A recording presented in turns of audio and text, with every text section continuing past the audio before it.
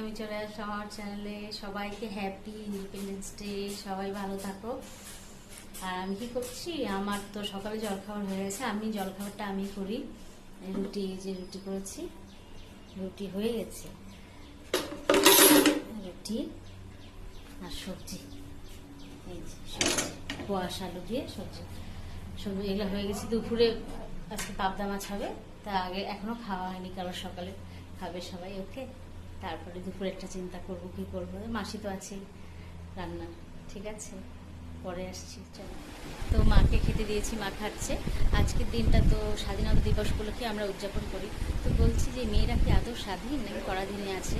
কারণ একজন পুরুষের সাথে কিন্তু মেয়েরা এখনো পেরে উঠছে না।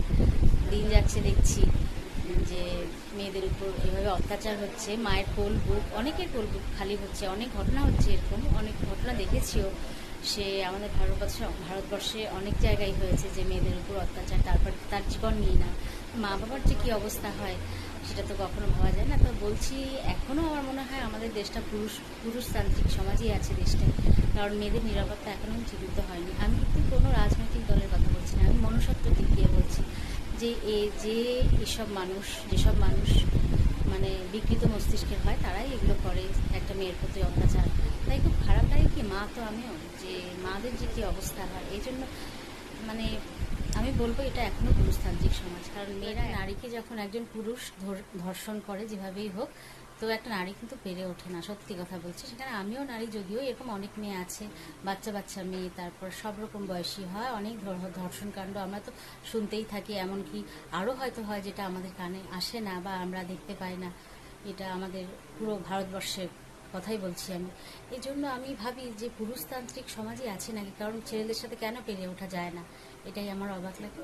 তো মা বাবার যে কষ্টটা, যে একটা সন্তান যখন চলে যায়, তো মা বাবার যে কী অবস্থা হয় তারাই বোঝে।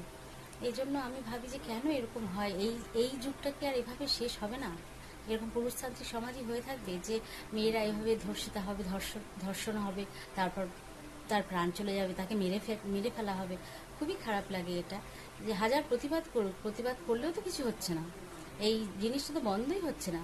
প্রতিবাদ করছে ঠিকই, কিন্তু জিনিসটা। চা বসালাম মায়ের জন্যে, তো আমিও খাবো। হাওয়া খুব সুন্দর হাওয়া দিচ্ছে, সত্যি বাতাস দিচ্ছে খুব সুন্দর।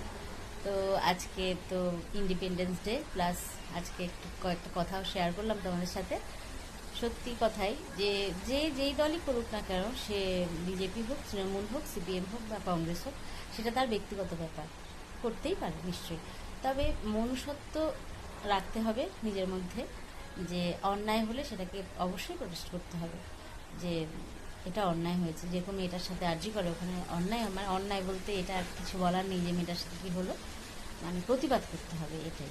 কিন্তু ওরা সবাই যে র্যালি করছে, জানি না এটা কি হবে না হবে। র্যালি করছে সবাই, যে মেয়েটার সবাই জাস্টিস হোক চাচ্ছে, কিন্তু কতটুকু জাস্টিস হবে সেটাও ঠিক জানা যাচ্ছে না এখনো। জাস্টিস হলে তো খুবই ভালো হয়, ওকে, কিন্তু কতগুলো ঘটনায় তো জাস্টিস হয়নি না। জাস্টিস হলে তো খুবই খুবই ভালো হয় ও তাদের পরিবারের জন্য। তো সেটাই ঠাকুর। দেখো বন্ধুরা, দারুণ ওয়েদার, সত্যি খুব সুন্দর, খুব ভালো হাওয়া দিচ্ছে, বাতাস দিচ্ছে। প্রচণ্ড গরম ছিল, গরমটা কেটে গেল। তো আজকে এটুকুই থাক। আমার ভিডিও অবশ্যই দেখো, সাবস্ক্রাইব করো, লাইক করো, ওকে, ঠিক আছে, টাটা, ভালো থেকো।